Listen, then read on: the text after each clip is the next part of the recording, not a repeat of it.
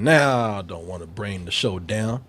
That's what I always say. We got to talk about sad things. But this isn't completely sad right here. I mean, we're actually celebrating the life of somebody out there.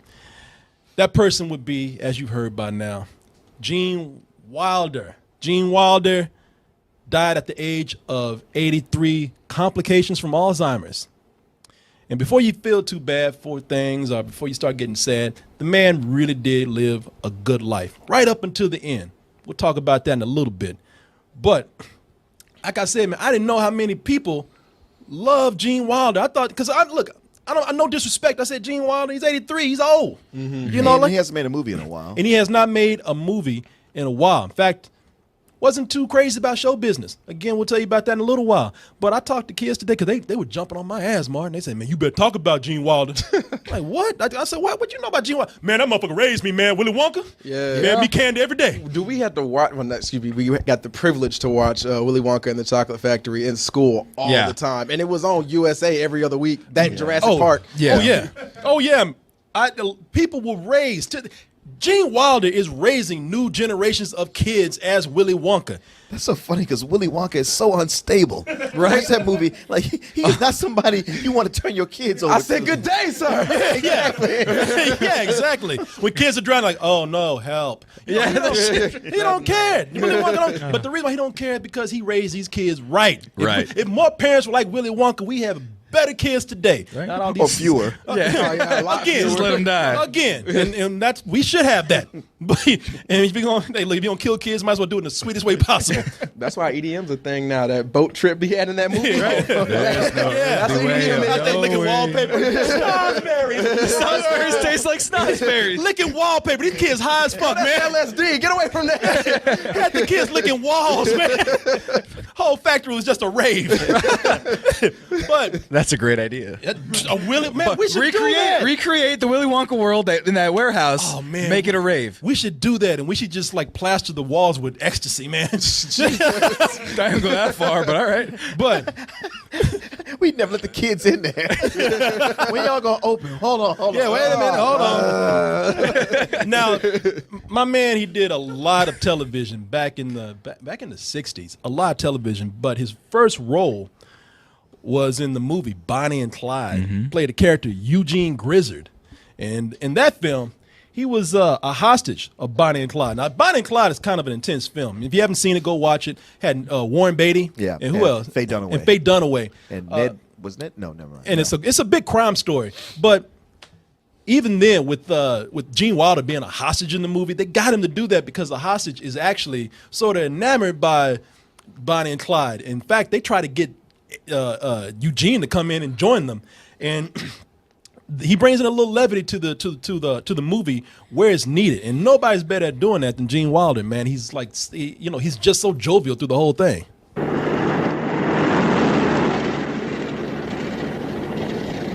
I'm from Wisconsin originally. Where the cheese comes from? Oh, but he just loves Texas now. Don't you, Eugene? Don't sell that cow. I think he'd be licking snozzberries right now. Man, they high as fuck in that story. Hey, how old are you, honey? I'm 33. Damn! You say like this bitch told me she was 25. Look at that. Stop the car. You like it's about to turn around and smack her. Did I say he was jovial through the whole thing? No. I'm sorry. Yeah, it looked like he's about to turn around and choke her ass, man. Yeah. But that's so great. The director would put that in there. That's a dark ass look, man. It really is. I don't know who's worse, Bonnie and Clyde or Gene Wilder right here. But he was a guy that played comedic straight. I mean, I'm not comedic straight man, but he was the comedic leading man. He was a guy that would go in and he would play these roles straight. Young Frankenstein, during the 70s is really when he started to come up. 70s is when he started to work with Mel Brooks. Yeah. 74 was the year for him. Young Frankenstein came out at the time. Frankenstein, I'm sorry. And with this role here, man, he played this completely straight. It was a role that required him to play it straight, but also be completely over the top with it. The cool thing about Gene Wilder playing those kind of roles, I mean, that's a big contradiction right there. Play it straight, but play it over the top. He found the sweet spot. He always found that spot to like be able to just give a hint of a wink to the audience, letting them know how much fun he was having doing this. Well, there was something kind of Nicolas Cage about the way he could do that, to where he play it straight and then break into screaming, and then pull it back. Oh yeah, Yeah, but good. but good. Yeah. And the funny thing about it is that you not only did it require him to be over the top, kind of straight, but they gave him some of the most childish shit to say. I am a scientist, not a philosopher. You have more chance of reanimating this scalpel than you have of mending a broken nervous system. But what about your grandfather's work, sir? My grandfather's work was doo-doo. No man should ever, no grown-ass man should ever say the word doo-doo unless you say it with as much conviction as Gene Wilder did. Hey, look, you can see it in his eyes how much fun he's having with this, man. The guy was a joy to watch. That's why people loved him. He was a good-looking guy. He had those big blue eyes. That's how I knew him. He had that curly hair. Normally, that dirt-ass mop, you know, that would look bad on anybody, but it kept him youthful, gave him sort of a youthful spirit. People used to love to watch this guy, man. And the funny thing is that out of all that over-the-top stuff that he has to do, I mean, he did it a lot. Woody Allen told him, he said, man, I loved your work in Young Frankenstein. I love the way you just took a hold of the screen whenever you came on. I think you'd be a great leading man in one of my segments where I have the perfect leading lady for you. And he's like, oh, shit, finally. Who I got right here? And he's like, oh, it's Sheep from Slovencia. Everything you want to know about sex, but we're afraid to ask. That was really something. I never thought it could be like this. Never in my wildest imagination. You're really something special. I love our L-shaped room. I'll never forget these afternoons we've had. The funny thing is he played that. He took such control over that role and played it so straight. He made me believe that Sheep and him were actually fucking, man. His segment is my favorite in that movie. In the movie, it's a Woody Allen movie called Everything You Want to Know About Sex, but were afraid to ask. Yeah. And that segment is so funny. Because he plays it straight all the way through. It's a love affair with a sheep, man. He's having an affair he's cheating on his wife with a sheep, and they play the whole thing out like it is an affair with a human. And yeah, that's funny. And Woody Allen's a great director, but you got to have the right guy to sell it. Oh yeah, It's that voice, man. Yeah. The second you hear that voice, you're like, he's so earnest. Like, I'm endeared to this now. Yeah, like you look at this and you want him and that sheep to make it. right. He believes in it. Society's trying to keep them apart, man. They can You want him to leave his wife for that sheep. And look, I just gotta tell y'all this. No spoiler, but the sheep ends up leaving him, and he's out in the street drunk, drinking Woolite. Have you ever seen this? I haven't seen Man, that, no. that's one of the ones we have to watch. It's a funny film. Now, you say it's his demeanor, it's just the way he's so pulled back and so quiet. And all the over the top stuff that he would do, that you would see him do, actually, when he moved on, he kind of brought that quietness to a lot of roles. And that quietness is one of the things that helped probably one of the greatest comedies, which is a genius comedy, but one of the goofiest comedies out there. Mark, what am I talking about? Star Crazy? No! Blazing Saddles. Yeah, Mark, goddamn, you Blazing I Saddles. didn't know where Mark. you were in the timeline. He rode a blazing saddle, he wore a shining star. His job to offer battle to bad men near and far. It was so funny because this stars Cleavon Little as a black sheriff who comes to an all-white town. Bart, yeah, and the town just calls him nigger all day. Consistently. All day, every day. Every minute. What's up, nigger? up yours. Yeah, up yours, nigga. I mean, they put that hard R on there. Hey, Old lady nigger. especially. Cleavon nigger. You know. And what made me laugh is that he told me that the song, you heard that song right there. What's your name? Well, my name is Jim, but most people call me Jim. You know, Gene Wilder was great in that, and him and Cleavon Little had great chemistry together. But that song that they made for him, you told me that song was actually the singer, or the composer. So the actual composer, I don't know his name. I don't know if you pulled it up, but he actually did Western songs. So. What's his name? Mel Brooks went up to him and said, "Hey, I need a song for a Western." Yeah. And so he gave this song. He goes, "Here's the script. Here's everything." And he wrote the song with the premise that he got as a true Western song. He had no idea it was a comedy. He had no idea it was a parody. And so he's singing his fucking ass off for the song. and then when he thinks it's a serious movie. And then when he saw the movie, he was like those people in the movie. They're like, the sheriff's a nigger. But Gene Wilder.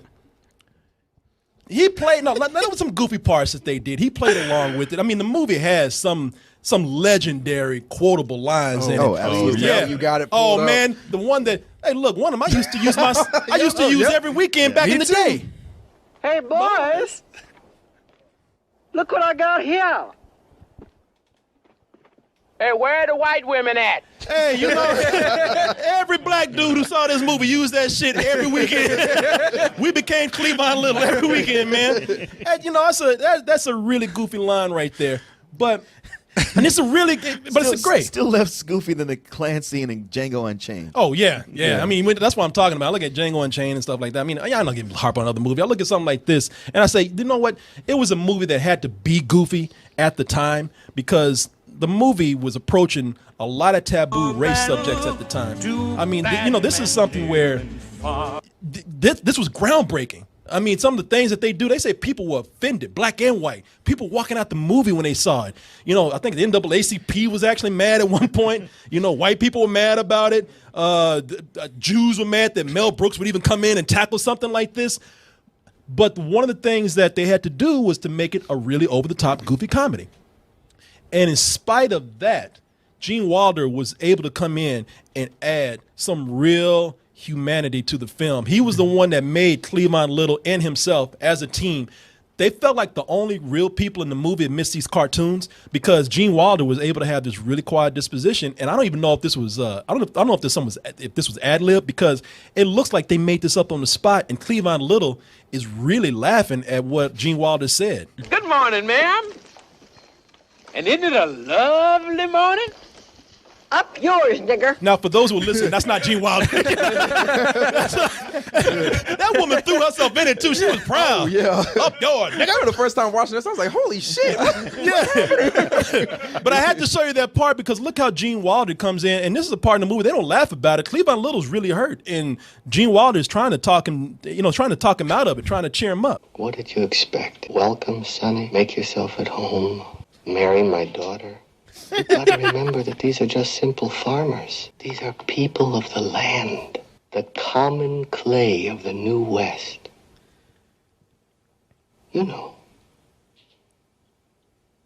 Morons. Man, look at him.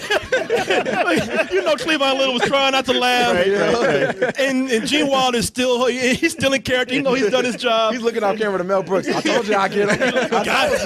Got him. It's such a sweet scene in such an over-the-top movie. Mm-hmm. And Gene Wilder, that's his character. That's him. That's his talent that's bringing in that. That's him doing that. After that happened, they said, damn, Gene Wilder, you work well with black people, especially black dudes. Well, it was supposed to be Richard Pryor in that role. It was supposed to be Richard Pryor. Mm. And they even said, you know what, man, you didn't get a chance to work with Richard Pryor, and you work so well with black dudes, man. We got to put you in a film. That's your thing now. Yeah, that's your thing. Now this is how I know Gene Wilder. I mean, even before Willy Wonka, Gene Wilder was Richard Pryor's straight white dude. Right. He was the straight man in the Richard Pryor buddy movies. They made 4 films together over time, some more successful than others. But the thing is, people after Blazing Saddles, everyone loved Gene Wilder so much. Black people even loved him so much the Waco Kid. I loved him because he was from my town, Waco. I was like, oh shit, the Waco Kid. Yeah, The Waco Kid? he was called the Waco Kid. Jim the Waco Kid. Jim the Waco Kid. I was like, shit, he's from my town. And and I'm from Waco if you didn't know people. And people just loved him. They said, you know what, man, Gene Wilder could do anything. Black people loved him so much they even gave him a pass to wear blackface. Oh, that's right. Yeah, and Silver Streak. That was Richard Pryor and Eugene Wilder together for the first time in 1976, and I mean, this motherfucker is cooning it up. I can't pass for black. That's my man. That's my man. I don't think we'll make it past the cops. We'll make it past the cops. I just hope we don't see no Muslims. Man, He looked like, I ought to beat your ass. yeah, man, that is some straight up racist shit. They made that fucker. He looks like Black Peter from Denmark. From Denmark. That hat on and shit. I mean, doing some real racist coonish shit. What's up, baby? Shit. The boombox on his ears. Yeah, I mean, he's just clowning, man, just happy as fuck. I love the way he comes out of there just jiving, man. Richard Pryor's reaction too. That's my man. And you know what I love? I love that they just made his face chocolate but left that neck just as red. Like, wait, what's happening here? Yeah, shit rubbed off on his jacket and shit. I wonder what he thought when he looked in the mirror the first time. He's like, so it's come to this.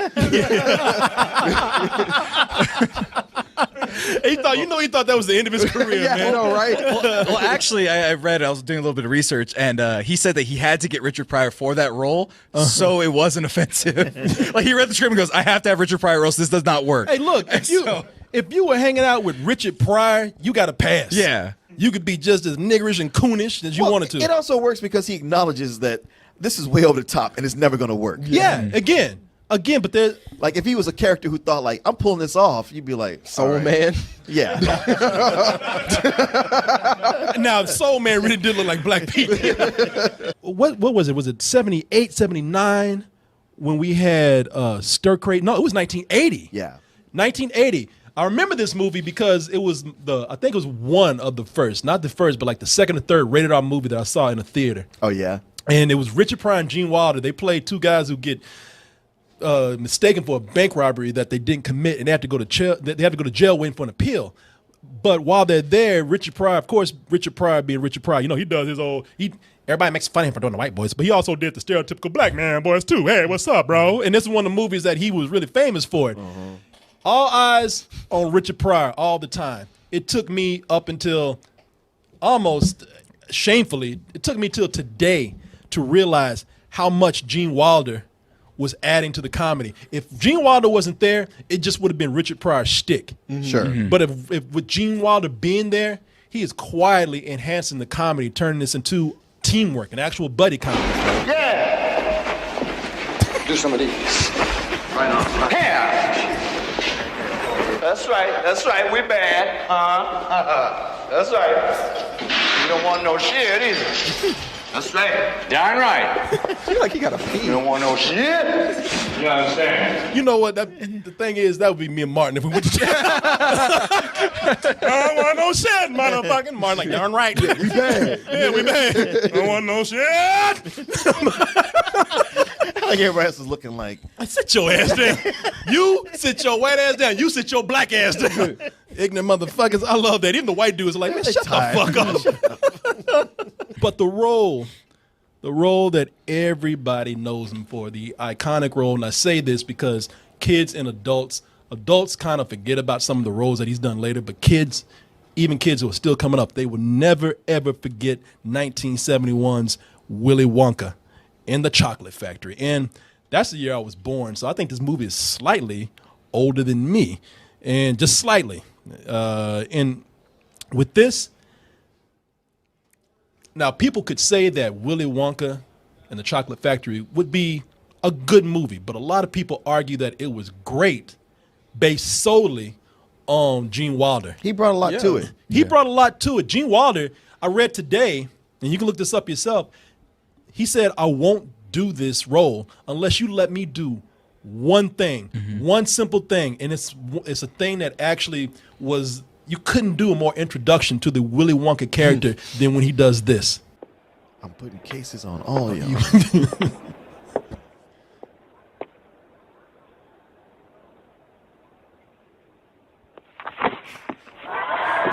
He's not crippled. Yeah. Hey, that's what every kid watches the movie. Holy shit! Oh my god!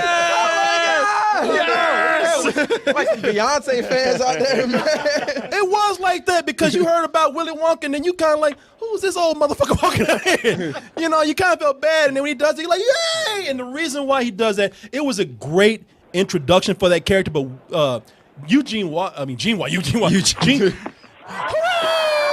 Wilder said the reason why I did that is because this character, he comes in and you never know what his angle is. You never know when he's telling the truth. And he said, if I come out and do that, that's something setting up the audience in a very charming, unassuming way to make them think they're not going to know when I'm lying. And that was the first fun thing in this movie. Everything else was crippled grandparents in beds and being accosted in the alley by a stranger. Like, I was like, this is a weird ass movie. Why are we watching this? I thought it was a PSA for don't talk to strangers.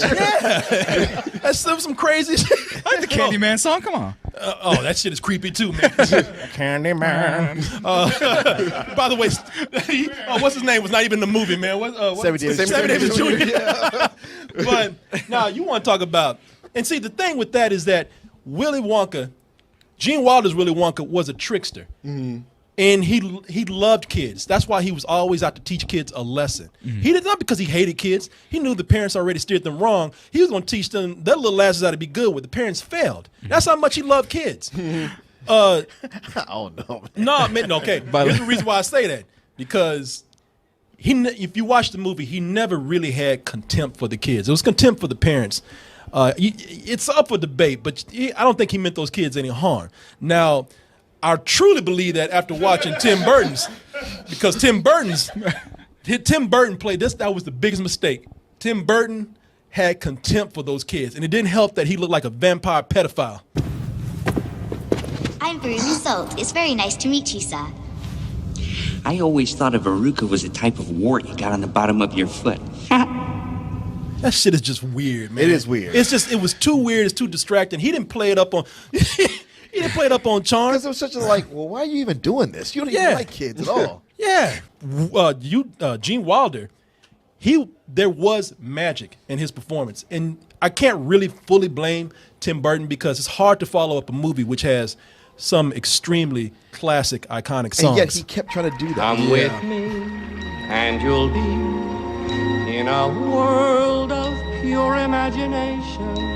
Take a look, and you'll see into your imagination. You know, he's a guy that he has pride in what he's built. He has pride in what he's about to do with these kids. He actually, you know, phrasing. And you know what? I'm kind of phrasing, but that's the other thing. We talked about how Johnny Depp was weird. See, Gene Wilder could be magical, but he could be a little pedo himself too. Look at this shit. You want to do it? This kid is Look how that kid is dressed. He was asking for it. Giddy up, cowboy. I like the way that kid is looking like, ain't no adult in here gonna help me right now. All right, cool. Y'all see this man molesting my hair right now? Augustus over there in the back getting off. The biggest one. And look at every adult. They looking every other way but his way. They're like, nope, I don't see anything. I just want to win the prize. Yeah. That man, they're trying his best not to look at that shit going on right there. Nope, don't see the molestation over there. He didn't have any contempt for them kids, man. You didn't see them after they got their punishments. Yeah, I remember, but I still believe that he taught them a lesson in a scary but fun way. It's always fun when I think I'm going to die. That's like teaching your kids not to wear your seatbelt by having like a stranger come to the house and be like, your parents are dead. Oh no. Yeah, hey man. Like, holy shit. Don't nothing teach kids like a near-death experience, man. Oh, you know, he didn't even do anything. He shrunk one kid, turned one girl into a raspberry. It ain't that bad. You know, he threw one down a vault that went to an incinerator and another one that almost drowned. At the end of the movie, he says they're all fine. And a lot of serial killers say that. I believe in Willy Wonka. Special play by Gene Wilder. Around me and Willy Wonka. Dicks out for Willy. Dicks out for Willy. I like that. Willy's out for Wonka. A waka waka. Now, with Gene Wilder, his sweetness actually poured over into his real life. I mean, when he got married to Gilda Radner back in 1984, their relationship was seen as the most romantic in Hollywood. And there were others that were more high profile. There were others that people heard about all the time, but that's because you always heard about them in the tabloids. Mm-hmm. You know, this is not a celebrity couple trying to boost their fame. This was true love right here. Well, they were so cute together, and everybody loved them, and then she tragically died young from cancer. Yeah, it was 1989, I believe, that she died from cancer. But the funny thing is, like, everybody, like, even now with his death, it's like, oh, well, him and Gilda have been reunited, and this is, you know, so great that they can be together. Yeah. But it's like, well, he got married again. She was his third wife. He got married, his fourth wife. He was married to her for 25 years. Yeah, he got married, like, real soon after, you know. Almost kind of like, look, I ain't trying to spread any rumors, and I'm not trying to disrespect, but people just kind of like, damn, do you have some shit on the side while this was going on? He'd been married twice before. He's like, I've done this. I know. Okay, so there you go. But that people looked at that and they said, you know what? At least they're just making it about themselves. And they were very cute. And they were really, and he really did love her. Oh, yeah, absolutely. And he continued to work, you know, into the 90s. I mean, not with a whole lot of success. He had a show in, I believe, 94. It was just one season, lasted until 95. It was called Everything Wilder. Played a 50-something-year-old guy who was married to a 30-something-year-old woman. They had a 4-year-old son that they had to raise together. And that didn't last too long. But throughout that time, he did some other things. I know NBC, I think they kept him working. He played the Mock Turtle in a production of Alice in Wonderland. And this is the last thing that he did. It looks like Robert Plant right there. Damn. She looks like somebody's grandmother right there, you know, coming out of a turtle shell. Look at Robert Plant. He looks like somebody's grandmother. And the last thing that he did that a lot of people don't know, I didn't know it, and I'm still trying to find it today, Yo Gabba Gabba. Oh, what? Shit, he was a Yo Gabba Gabba? Yeah, voice. He did a voice. They say he was a grumpy alien in that. I don't know. I couldn't find it. I don't know where it is, but hey, he's out there. So he did that. All grumpy aliens? No, they're happy, man. Look at them. They're all very happy. They look like they're in pain. Kill us. We're mutant science projects. Kill us. We're misfits of science. The island of Dr. Moreau. I used to be a vagina. Kill me. But this is yeah. He looked over like, no, it's not okay, Corey. That wasn't okay. No, it's not even make eye contact. I just keep looking down. Just keep swimming. Just keep swimming. Gene Wilder, a world of pure imagination.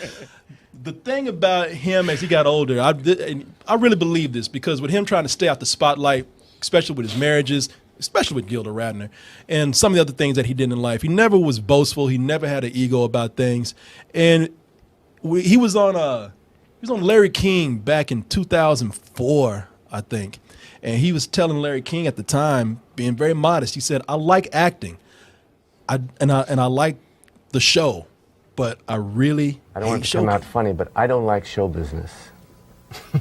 I love acting in films, and everyone is a writer or a director or an actor or a producer, and it just makes me nervous. And Gilda left me this beautiful 1734 house in Connecticut where I live with Karen, and there's no show business there. And you know what? He painted. He led a quiet life. And what's up, Martin? He lived with his wife in his ex-wife's house. His ex-wife's house? Hey, I'm sure Gilda would have been cool with it, man. She had her blessing. I'm just curious about the current wife. Yeah, hey, man, I don't know. You know, hey, he was happy. Everybody was cool with it. And he went on to live a happy life, too. You know, he battled with cancer and Alzheimer's? No, he survived cancer. Now, maybe there was some complications later. But, yeah, he had Alzheimer's, and it was really something that was wearing on him. And he was one of those guys, I'm not going to even put the picture up because you can see it. I don't want to rub this in, but he was one of those guys where every time I saw him, you know, I remember that young Gene Wilder. Even when he was on Larry King, there was still that guy that I remember. Right. Mm-hmm. And to, you know, near the end of his life, the Alzheimer's really took a toll on him and it wore him down. And a lot of people think that would be a bad death, but, you know, you couldn't ask for leaving his life a better way. They say that he was surrounded by family. He was holding hands with people. And, maybe this is something that was exaggerated. Maybe it wasn't. But they say that as he was passing, they had some songs on random. And Over the Speaker by Ella Fitzgerald came on Somewhere Over the Rainbow. And he kind of, like he wanted to actually kind of mouth it while he was passing away. And they said it was almost sort of a beautiful death that this guy had. So this guy went out. You couldn't ask for anything better. He lived a fulfilling life. He went out in a way where he was loved by everyone and surrounded by everyone that loved him. And he crossed the 80-year threshold. And he crossed the 80-year threshold, 83. That is actually a very, very, very good age to go. You've lived a full life, man. I don't think anybody felt really bad when he left. I think people felt like he really achieved a lot. That's sort of my benchmark. Like if a celebrity dies and they've crossed 80, then I don't feel sad. I mean, it's like, yeah, I miss you. I appreciate everything you've done. But, you made it. You lived a full life. Yeah, you've lived a full life. So, you know what? Congratulations, Eugene Wilder. Gene Wilder. Gene Wilder. Well, I think his full name was Eugene something very Jewish. No, he changed it completely. Was that his name? No, it wasn't. Yeah, it wasn't Eugene something very Jewish Wilder. But yeah. Don't forget what happened to the man who suddenly got everything he always wanted. What happened? He lived happily ever after. Eugene Wilder. He was born in 1933 and he died in 2016. So actually, you know what? And a lot of people think that this guy, they really love. A lot of people love Willy Wonka so much that they really feel like this guy was close to them when he died. So a lot of people were really shaken by this. That didn't even know the rest of his movies. So rest in peace, Gene Wilder. I just got to tell you that this portion of Double Toasted is brought to you by Gamefly. Check out our sponsor, Gamefly, because you know why. You can try Gamefly 30 days for free. Just go down and type in gameflyoffer.com/double toasted and start getting the latest games and the latest movies delivered right to your mailbox. And if you don't like a game or if you're tired of playing a game, send it right back and they'll send you a new one.